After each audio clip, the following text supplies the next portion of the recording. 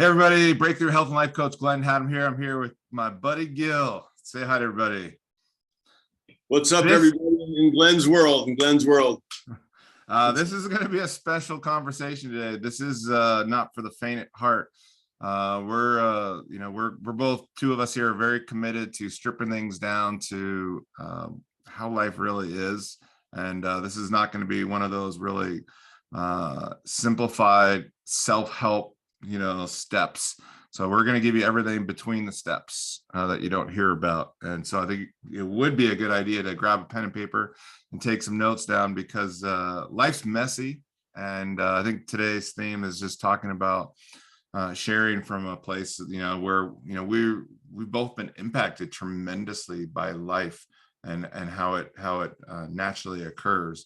And hopefully if you listen deeper than what's being shared here, you'll recognize that on your unique journey, there are just some things that make sense looking back, but really just couldn't be mapped out and formulated for you along your journey. And so I think today's share is a lot about reflecting on how these truths about life, universal truth, how God shows up in mysterious ways. I think that's the flavor for today's conversation, and I hope you enjoy.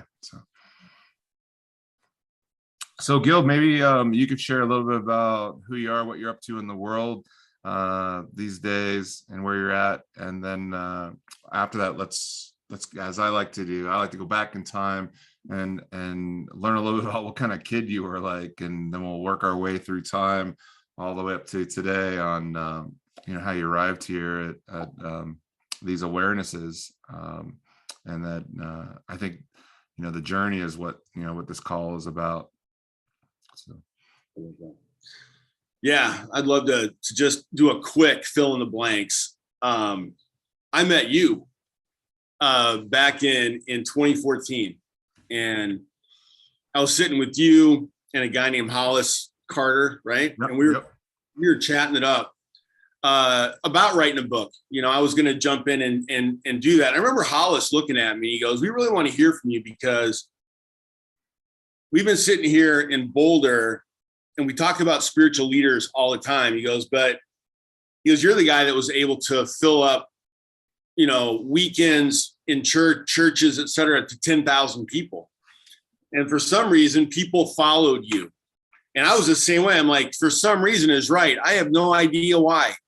I do more now, but back in 2014, I was going through a really tough time. I had stepped into Boulder in 1996 to start this little church called Flatirons Church. I just call it, a church for lost, broken people wanting to see an amazing life come out of that. People talk about butterflies, and those are big deals to me, because we're all in a cocoon of some sort. We're all going to come out of that. I wanted to come out of that cocoon really well, but I also knew there was a lot of cocoons in life. This wasn't going to be the only one. So when you and I were chatting it up, it was like, all right, Glenn, I'm ready to write about what just happened in the chapter 2 of my life. I've got chapters 3 and 4 perhaps coming, but chapter 2 was full of mountains and valleys. I learned a lot at both of those. And so you and I had sat down to say, hey, let's maybe consider a book, which I think we're still writing in a sense together. Yeah, we're all still writing that storybook. And you had just come from enormous success, and in some view, enormous fall from grace, and Flatirons Church now, it was a little church that you kind of like, hey, we're putting this little church together, but now how big is that church now? It's about 20,000 people a weekend. It's one of the top 10 in the country. I got a chance to really be the founder of that. I got to take it to 10,000. At that point, my marriage failed. Yeah. I started seeing the budding of some isms in my life, because I'm an adrenaline junkie and a redemption junkie. I tell people all the time, and I can tell you exactly how to make a lot of comebacks. I think I'm an expert at that. And the rest of my life, I want to be an expert of not having to.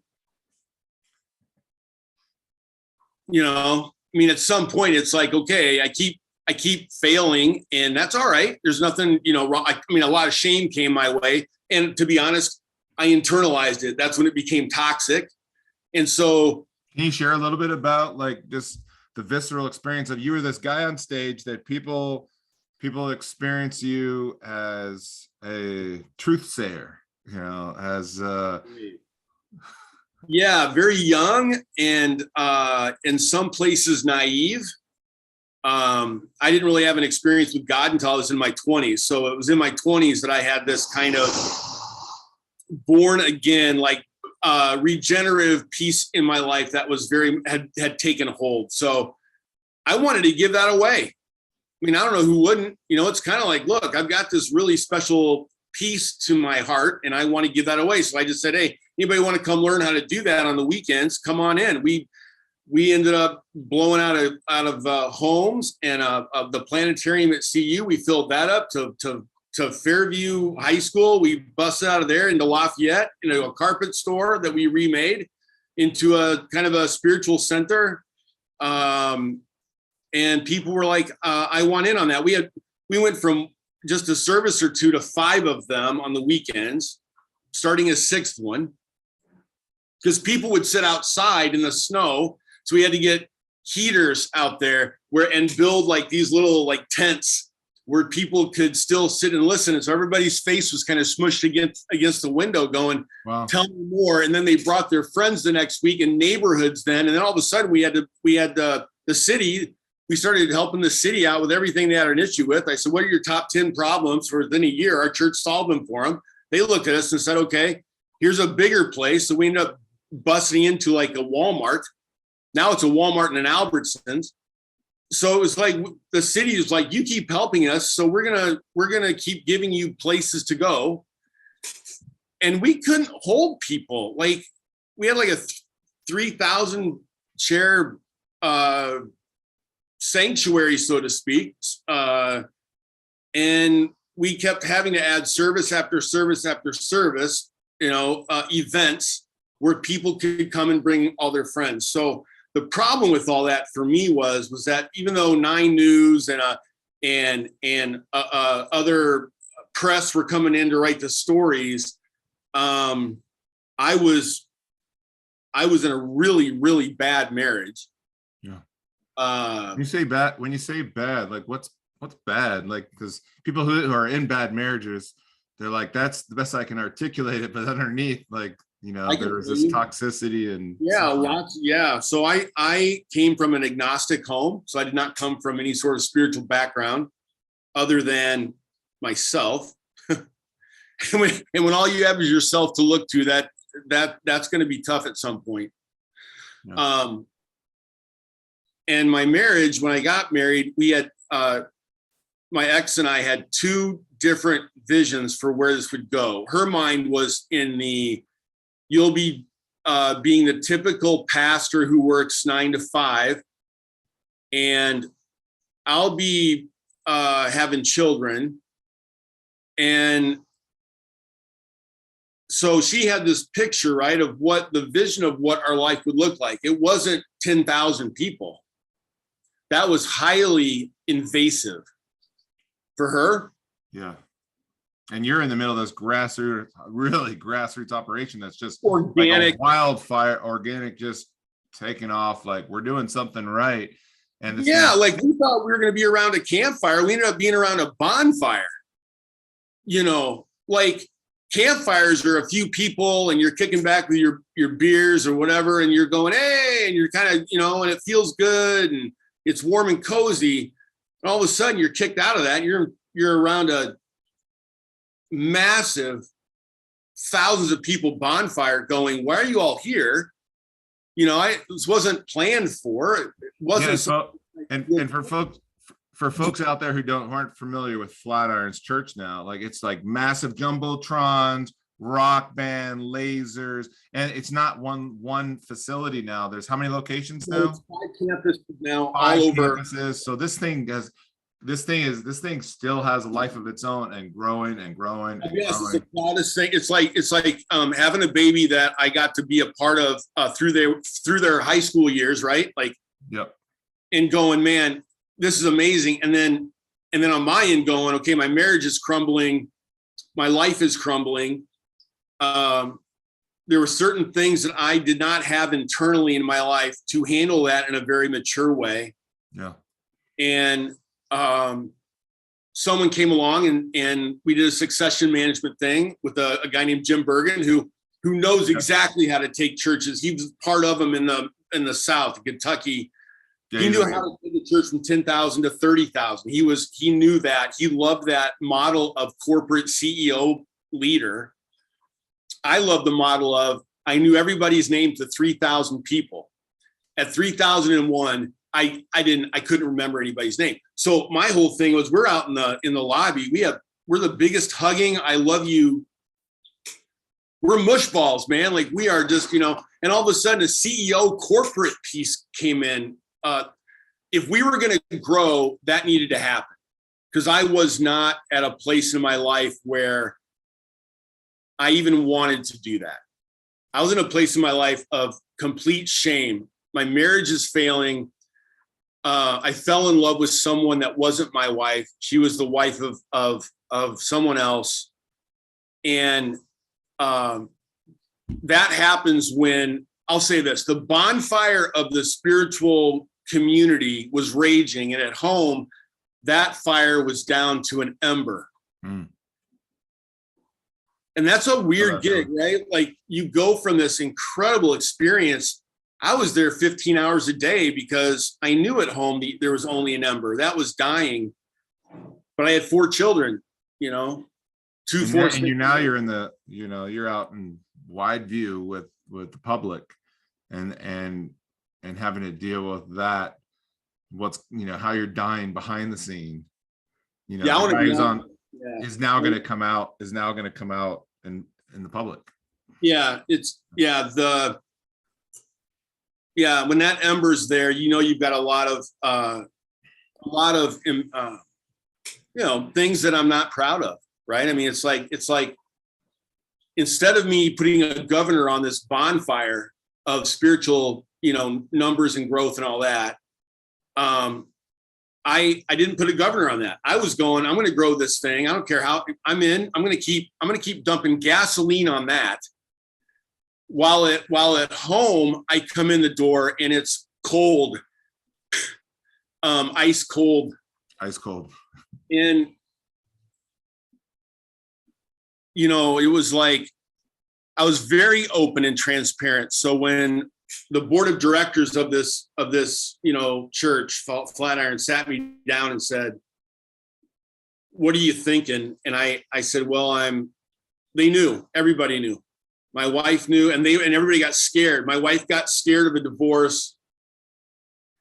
My ex did. And then the church went, how are we going to deal with this if you can't put the brakes on this piece? Because if I was working, at Chipotle, and Flatirons both started around the same time, and Chipotle started in Denver. So I was watching this Chipotle thing take off, right? And I'm thinking to myself, if I was a CEO of Chipotle, founder and CEO, right? It would be Gil is getting a divorce, and please respect his privacy, right? That's how you hear it all the time from people that are in the public eye. They're going through this and that, and please respect their privacy. In a church setting, it's, I'm going through this, I'm going to get fired. And now people are creating their own stories, and that's okay. There's no respect of privacy in a spiritual community where you're leading, because people feel like they're part of your family. This is something that I deserve to know about, all the way down to its guts, to your values are impacting us. Yes, exactly. And I was not living by those values. I had bulldozed. Even I said I'd never be like my dad. My dad had umpteen affairs, and I'd always said I'm not going to be like him. And then all of a sudden I was being like him. So I had a massive father wound that was gushing. My mom had just died of lung cancer right around that same time in 2002 when the church was booming. She was my best friend. Yeah. He died of lung cancer. I didn't know that. I guess we have that in common. I lost my father to lung cancer years back. Yeah. So yeah, no, no parents, really. My dad and I were estranged at that point. He just passed away, by the way, a few months ago.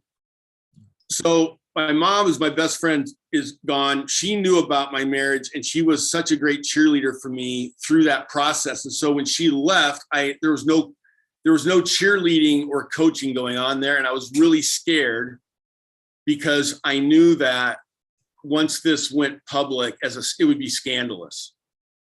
And it was. And so, and I will always be one that goes, I'm going to own it. I'm going to own my piece of this thing. I'm not hiding that. And I'm going to It's crazy how when you own it, you're like, I know I'm doing the right thing for myself and my growth. And somehow when you own it, it's like, I just put a target on my back. That's the craziest thing. You're like, wait, I'm doing the right thing here. I'm really stepping up and learning my lesson here. And I'm, you know what, everybody, I'm owning it. And it's like, right. Yeah. Yeah. And then it's okay. This is kind of cool, right? This guy, this guy's dealing with his, I had some anger. I'd say a lot of anger that was being suppressed. I felt like my wife at the time was checked out. And I think, her family and I were really good friends. She had some emotional disorders that I was ill-equipped to handle in a marriage. I married as I was a rescuer. I'm a first responder. The problem with being a first responder in anything is you don't want to be a first responder in your marriage. You want your marriage to be something that is 100%, 100%. You both are striving for 100% of who you are and living that out in safety. But there's a lot of things that get in the way of that professionals can help with. I did not have that. And that's not a woe is me victim. I'm not a victim in this. But it was definitely something where I think, man, if you're a leader out there and you're going for it, I guarantee you, if you don't have the skill, and I mean it's the skill to be a first responder in your vocation, and then a co-responder in your relationships, your most important ones, where you feel like I've got people in here who get me, who understand this. I did not make those relationships happen. I ignored I need to go find top level C-suite leadership in Denver. I need to go find top level C-suite leaders in the spiritual area. I need to go find people and cultivate those relationships so that when things like this happen, I'm in preventative mode, not crisis mode. Most people just right into crisis mode. Yeah, wait till crisis. Because they don't, you understand this, you're a coach, right? Yep. So what you try to do is say, hey, I want to help you preventatively. I love you enough to go, hey, this and this and this are taking your really warm campfires into bonfires. And when that happens in your home, now your house is burning down. And you need to know how to deal with not having that happen. But instead, I get, and I think you do too, I get a lot of phone calls when people are in the burning house. It's already burning down and they're in the second level. They're going, please, dear God, someone help me. Right. And I'm sitting over here. This is what I'm doing with my family right now, my kids. I'm saying, look, I can help you prevent that from happening. Right. And I'm saying this from my end because I went in going, I got this. And people don't wait. People wait until they're in the frying pan, until it's gotten too hot. And now they're motivated to change things when it's like, well, now you have to take different measures here. The preventative stuff's not going to work now at this point. Like we're in crisis management. Right. Yeah. Yeah. My house is aflame. And I'm being told by different people, different things. Everybody wants to tell you at that phase in the crisis mode what to do. Everybody loves to say, here's what, here's a Bible verse. Here's what a friend of mine did. Here's what I know. I've got all this, and I'm sitting there going, man, they're all three different answers. And it's getting you more lost and more confused because like, hey, you have a different data processing system than I do. I'm over here. I need to figure out how to trust myself. And the more I listen to you, the more now I've got all this information, but I'm getting more out of whack with completely. You know this, Glenn. You got to have people that that you can call, that they're on speed dial to say, here's where I am, because people in Boulder, Denver at that point were looking at me going, you're my spiritual leader. You're my guy. I want you to stay in that. So what do you got to do to stay in that role so I can come keep hearing you? So they have everybody's agenda is different. Yeah. The agenda has to be for me, and it's got to be something where I go, for me. I know people who will care for my soul, and they'll take all this other, they'll put blinders on me to make sure I'm dealing with me, and they'll take all this other static, this noise out of it. Mm-hmm. I was lost. I'll be honest. I was lost at sea. It was the perfect storm. Yeah. It was massive, largest church in Colorado history. I mean, booming. It was on its way, and now it is. It's just doing great things. I'm really proud of it. But I want to help leaders who are heading into that overcome it. I mean, that's my heartbeat, is to say, hey, I'm going to recycle my pain with you. I'm going to recycle this, because when I looked around, I didn't see anybody, and it was all the gaggle of static voices. And I want to help people go, here, let me help you walk that one through. It's the most important thing you'll ever do, is take care of yourself in all this. You don't want to be the guy who, like me, gets to the end of my run and I'm no longer, I have a scandalous mark because I had no idea how to deal with those things. Who do you tell when all of a sudden your heart, and my heart begins to feel valued by another woman? And this is not somebody who you would look at and go, wow, there was no porn addiction here. This was not a sex move. It was I feel so valued around this person. And when I go home, it's ice cold. And I know I have something to do with that refrigeration there in my house, emotionally, spiritually. And I'm sitting there going, man, I was literally praying my ass off. Anytime I got in the car, I was beating my head and hands against the steering wheel going, I'm wiping out. And I don't know what to do. I am wiping out. This is going to be really, really bad. It already is. My heart is doing things that I know are going to have me end up in a really bad place. I know there's people out there going, well, Gil, you need to start learning to put your mind over your feelings. But I'm telling you, it's my feelings that got me to where I was in my life. So I can speak to people. It's why I still do. It's when I go into a room and I speak, or I go into a room and I care. People at the end, the line's out the door. Why is that? Because they feel like somebody in this world understands them. And now I'm being told, shut that down when you go home. I got no off switch, Glenn. I'm proud of that. And I'm freakishly terrified about that.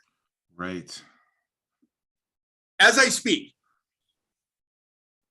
Because I'm married. Been married for I waited 14 years between marriages because I was like, oh my gosh, I'm a mess. And in those 14 years, alcohol jumped in to the boat because I had really bad press happening in Denver. And it was on the front cover of the Westward. And the stories were really scandalous now because I'd started another church and helped to restart another church in Denver that grew from 140 to 3,000. Now I got 2 of them. I got 2 Super Bowl churches. Yeah, here you're doing it again. And here I am again, feeling great about the start. But then as the church got going, I lost my way again. It was like being in an Indianapolis 500 and I'm on ice.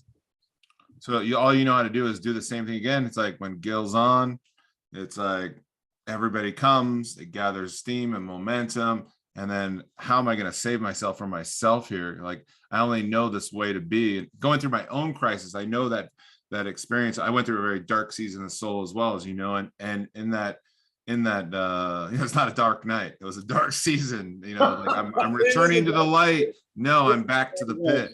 I'm returning to the light. I'm falling back into the hole further, deeper. Right. And I'm efforting. And then it's like, all right, God, source, whatever you want to call it, is saying, are you ready to surrender? Are you ready to give up your fight? That right there. that is so countercultural to what you just said. The culture says, pull yourself up by your bootstraps. Culture says, next, get rid of that, whatever just happened there. Don't stay in that very long to learn. You got to get, next. Oh, and somebody's to blame and it's not you. So let's get our PR team in here. So let's make sure other people are to blame. They're the villains. And all of a sudden you're on, Gartman's triangle and they're telling you to hero yourself out. You're the victim, but you got to hero yourself out. So we got the triangle. You got a villain and a victim and a hero. And the answer is not to get on that triangle. The answer is the answer is in taking myself. When you say that, like you say surrender, that you're not going to get that at Kellogg School of Business at Northwestern. You're not going to hear that at Stanford. You're not going to hear that as being the answer. You're going to have people going, just ditch that scenario, just get out of that and keep going. Simply do that. Yeah. And you really, the only way you get this is from doing this to a point where you can't grip and hold on anymore. And you can't effort. You could, at least for me, my stubborn ass fought until all of a sudden, like, I just had to let go. I couldn't do it anymore. I wasn't gonna be able to do it forever. That's for sure. So maybe it was that awareness of there's only so long and so much. The more and more, the fixing, it was like, I've just got to hit pause here and just trust. Maybe some of these things, need to burn down, need to go. Aspects of me I've gotten so good at honing as part of my identity. For me, it wasn't a midlife crisis. I always tell people, it's like, I went through an identity crisis. It was a stripping away of my identity, of not adding more coverings and bullshit to actually what needed to go for the next chapter to begin. But the next chapter is coming and you aren't taking all of this with you. Man, Glenn, I absolutely. I think this is where I when people call me for help, this is where most of them go, I'm going to keep trying myself on this. And I always look at them and go, you're the one that got you. You cannot trust the person that got you into this to get you out of it. Right. That's how it works. But they really believe that. I have this all these leaders are coming in with, I do this and this and this and this. But here's the thing. And I tell people all the time, 2 things kicked my ass in this world. 2 things so far. Marriage and alcohol. Those 2 things don't take names. They don't take names. They are impartial. They have no emotion behind them other than, here I am, and you're not going to be able to beat me. And yet people still out there telling me, I can work this out. I can make sure that I can get whatever addiction. You might have anything with ism at the end of it. Workaholism is an addiction. I love people tell me how busy they are. I go, you're an addict. Right. It doesn't I'm actually an idealism addict. Idealism. Carl Jung said this.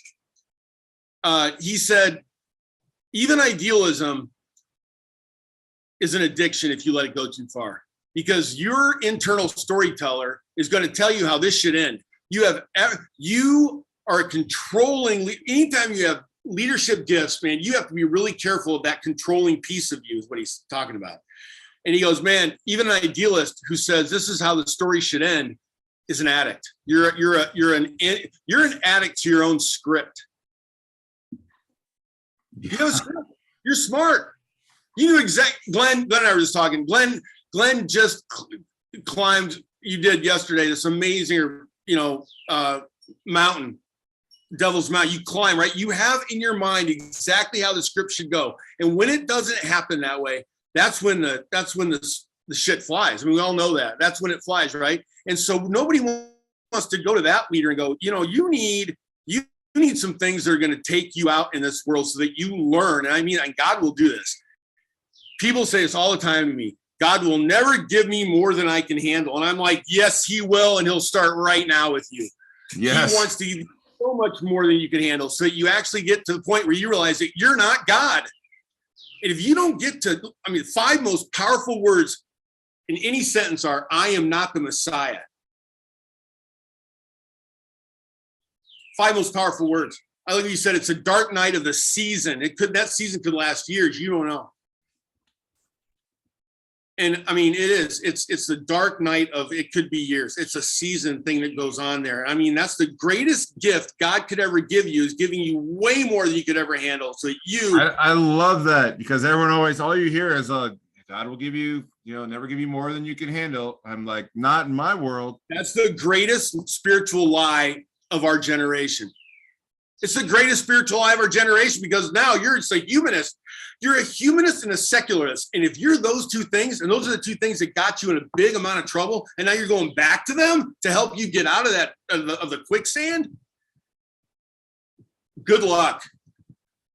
So I'm usually the last guy on the block when people call. They'll go, Gil, okay, I did everything I could, and this I things, the greatest Trinity, the great Trinity, me, myself, and I tried to get myself out of this. It didn't work. So now you're and I'm the last house on the block where they finally have this gift that God will give people who get this straightened out.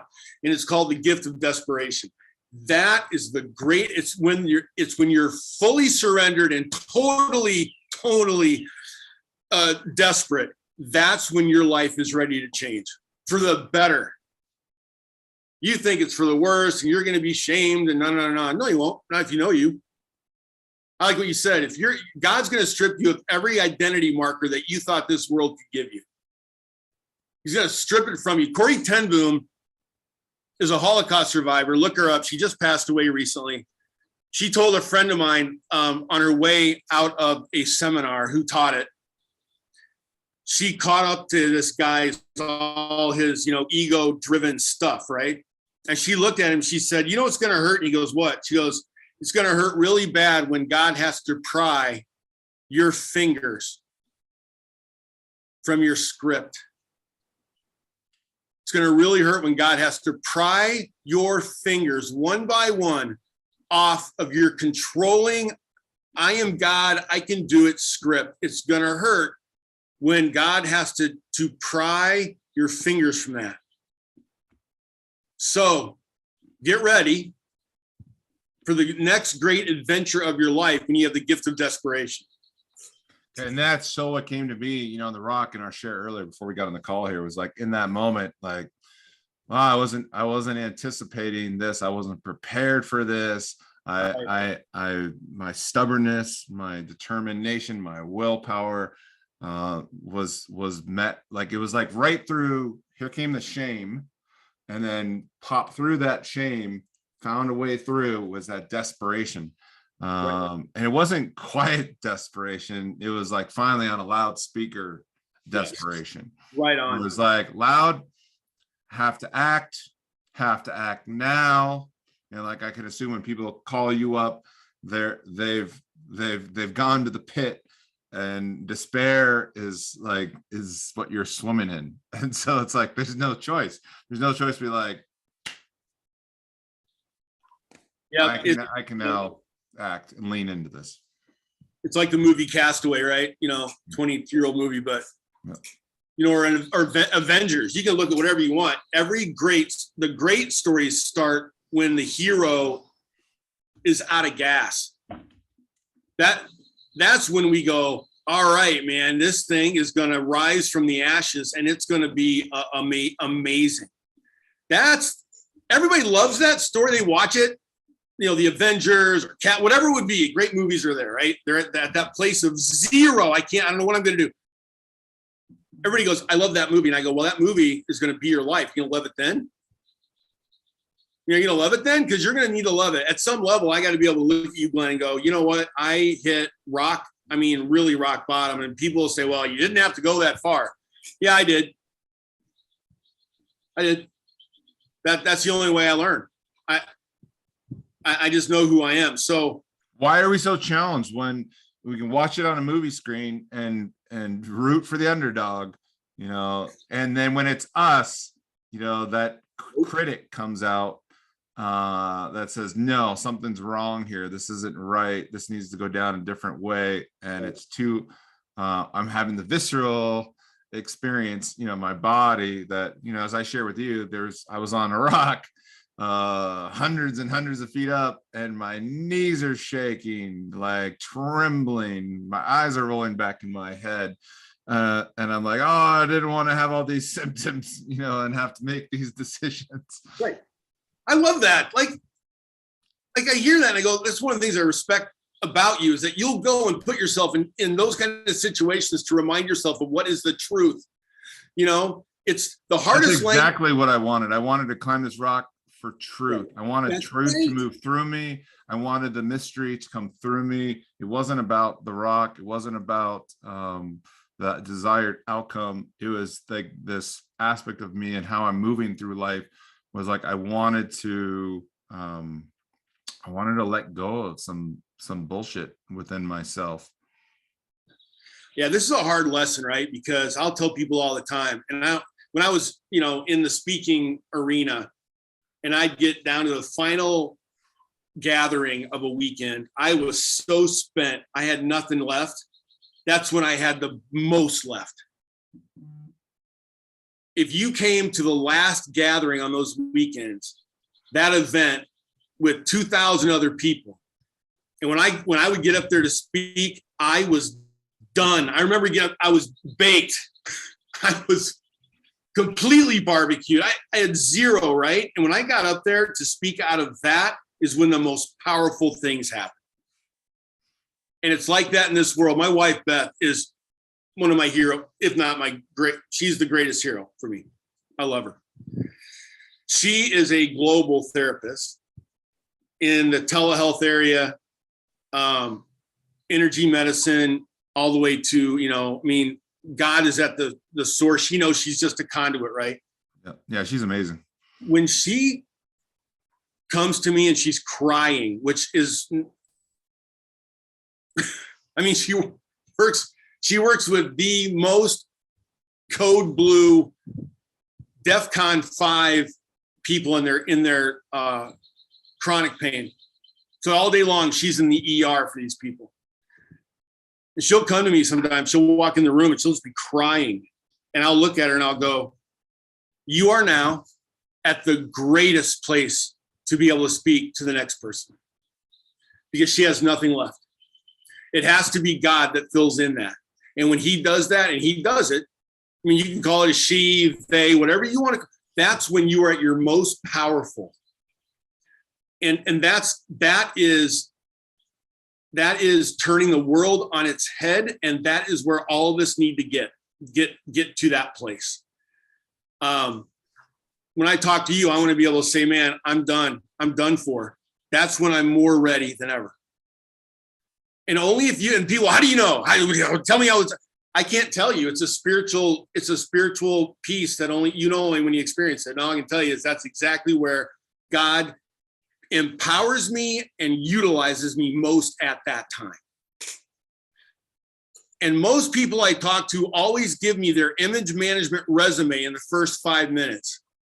I've done this and this, and I did this and this, and here's all the schooling I have, and here's what I've got. And I'm in the elite area of education as well as experience. And I just go, man, when you're ready to finally be done with that as your narrative, that's when you'll know you're ready.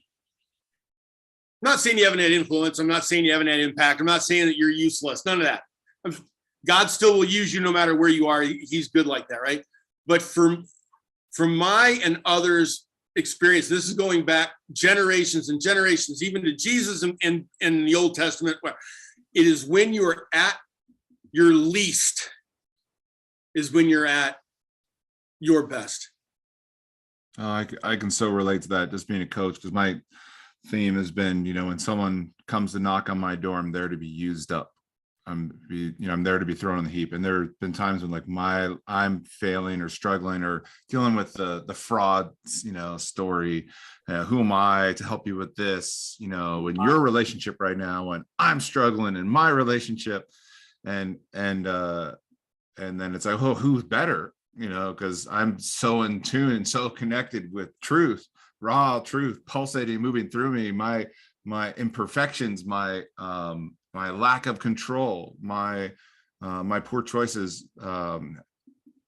It's like I'm now being put through the ringer with a client that that's come to me seeking help, and as like you said, spit the resume out, and it's like, hey, I can hear beneath all that all that nonsense. Like, Yeah, like that's what's in your way. You're in your way, and we need to move that aside and just be with the part that you don't want to be with. And I can handle being with what you're. That's why people come to you, because like, you're like, hey, I can handle. I have no judgment around that. It's like, because I've been there. I've been in like uglier places all day long. I mean, Glenn, all day long. I mean, that's what I've been with you when you're at your release, so to speak, where there's no more fuel in your tank. I mean, I've sat across you in those moments. I mean this. I'm not just blowing smoke. You've always been the most powerful with me at those moments. You just have. I mean, I can tell, and I love it. I just hope you know, like, I love it. I go, wow, this is now coming from a purified heart or shell, whatever you want to talk about in that. And, you brought up something I just want to make sure to hit on this, because because all this that we're talking about is based in love and support and encouragement, right? The word encouragement, literally at its genesis, is to give people heart. You're giving them their heart back. And I love that in that whole deal. And I was thinking about when you said this I don't call it the inner critic. I call it the inner detective. And this is really important, is that, and I don't know if you ever, I ended up going to treatment. So 4 years ago, matter of fact, coming up on my 4-year anniversary of being in treatment. And now I'm sober and all that good stuff. And it's been amazing, but I'll never forget, I was in treatment for 8 months. Full time, and every night we did this thing called the 10th step, whatever you want to use. 10th step, and that whole thing is it's an inner detective look at your entire day, is what I call it. So it's an inner detective look at, did I plow? Most people are making really bad mistakes today because they're plowing over the values that they know they wanted to keep and they couldn't or wouldn't. And now they have this self-shame and self-hatred happening. And so therefore they've got this voice, right, telling them, you could do better. You should have done. People should on themselves all the time. That's why I'm really kind with people, because I don't need to pile on. They're already telling themselves that they're shit. Right. Right. Like that part of themselves that's trying to keep them safe is already hard on themselves, but really it's just they already are, right. And they're not. You can't slide anything past your personal integrity. You can't slide anything past your, it's like God, source, whatever you believe in, is always watching. There's the soul at a soul level, nothing's getting past you. So you think you're getting away with that. Like, if you know better, or there's another possibility, or there's another route, that inner critic or that inner detective is like, dude, I'm on to you. This is really hard, right? Because like Jeff Bezos just got a divorce, and it came out, and he had a girlfriend and all this stuff, right? And so what does Jeff Bezos do? He goes, I'm going into space. I have to show that I can do something spectacular. Instead of, I got rid of all this excess stuff and this humanistic secularism, and I'm completely down to 0%. I'm embarrassed about this divorce, whatever it would be, on and on and on. And I'm ready now to do a personal remodeling of the inner parts of my life. Right? So when all that happened with him, my first thought was, man, I would love to be there and be a friend to him, because being a friend to anyone who goes through those things is really what they need to be able to be safe to say, I have completely hijacked areas of my life that I had, every gate that I had put into my life to be a solid leader in person. I burned them down. Right. So I call it an inner detective. And what I mean in this piece of, at the end of the day, when I was in treatment, I would go to this meeting, and I would go to this meeting wearing armor, because I knew I would get beat up the minute I said the things that I blew up that day. And then one guy looked at me finally one day, he goes, Gil, you are so like shame-based in your life. Like, you are so embarrassed. And there's no room for that in here. In here is you tell your truth about yourself, and then we love you through that to get better. I'm telling you, it changed my life. I was Probably give yourself permission to just let go of that script. That you let it go, and we love you for it. We love you that you're actually balls of the wall enough to say where you blew it today. Like, way to go. And then we're here to help you through that. There's nothing but love. love environments of love are the most transformational environments in the world. And I know there's some people out there going, what I really excelled is when my dad was abusive and told me to get my, shit together. And you better for me, it was, you better score 40 points. I'd score 36. And it was always, well, how come you didn't get 4 more? Like everything I came out of was shame-based. And shame is a very powerful short-term fuel. Yeah. Right. It is Short-term fuel. Yeah, it is. So what do? I learned how to shame myself. That's when it gets dangerous. It's okay. I'll take over for you. I got it now. Right. So when I get with people, I go, so tell me, their resume comes out first, the image management resume, because they're scared to death that I'm going to look at them and go, wow, you really blew it. You numb nuts.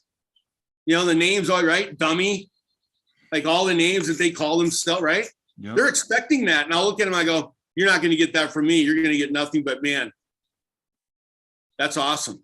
Gil, my philosophy on life has been, especially with my coaching practice, I've got 2 jobs with people that enter my doorway. And that one is, I'm here to love the shit out of the part of you that you don't. Like, I'm here to hold space for this. Like, I bring no judgment. I'll bring my stories, my shares, just to show you how we're in line with the right thing, giving attention to this. We're not going to resist this thing anymore. We're going to actually this is actually the portal.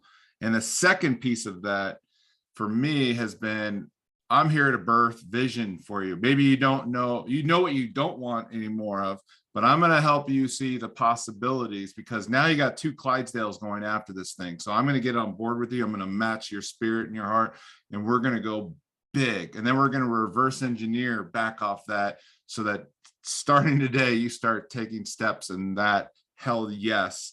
I'm not here to be a yes person to tell you, you're doing good and you're doing okay. It's like, no, we're all fucked up.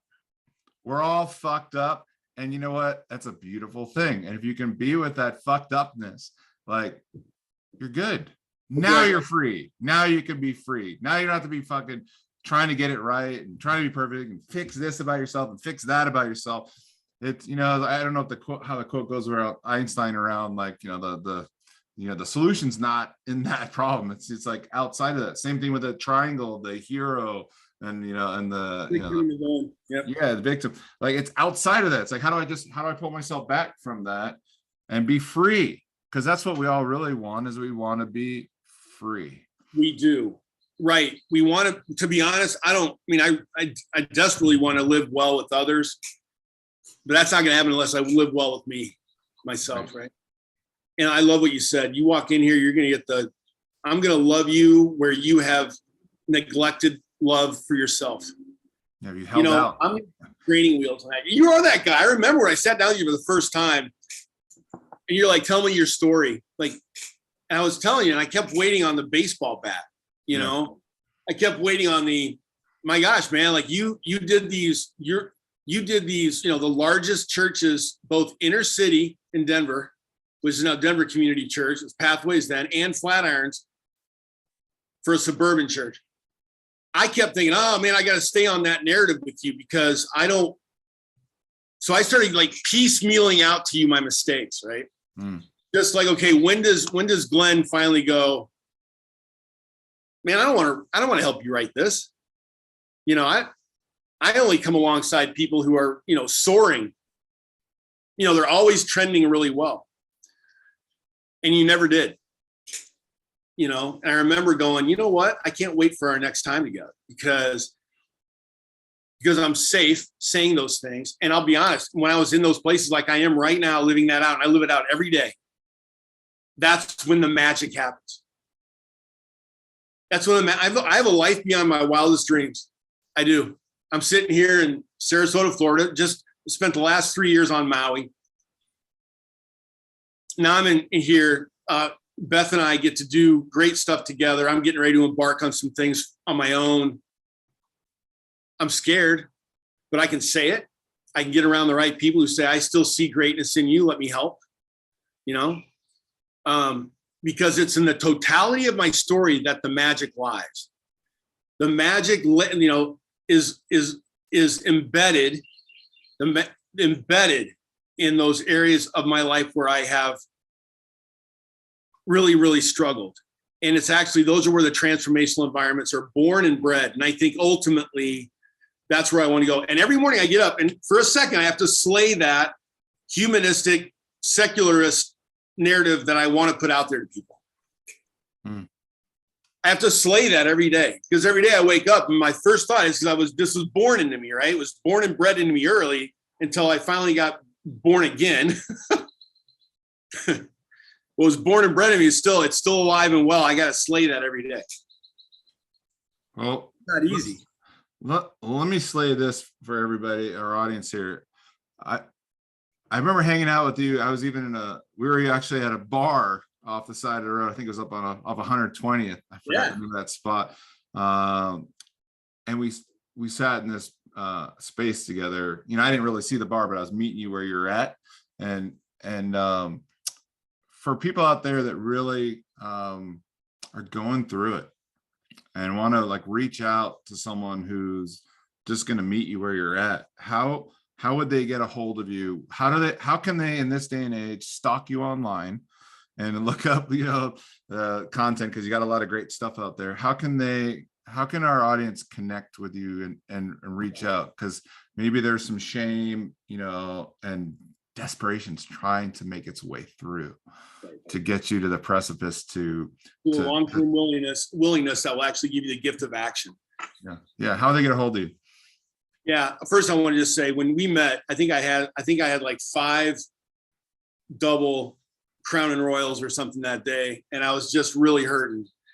And again, you were just so good to me. But I was medicating all that stuff that I was so embarrassed about. And so I just want to say, man, you know, thank you for still being right here with me, cheering me on. I love you, brother.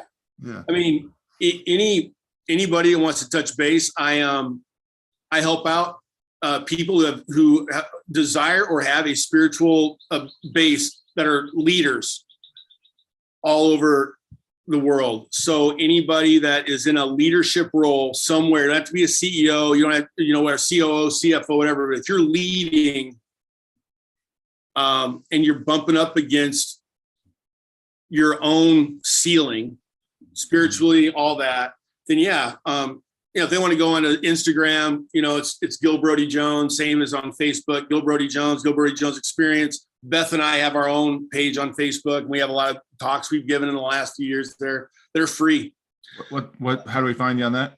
Yeah, it's Gil and Beth Jones. That's the, you know, throw that into Facebook. It'll pop up. You can go there.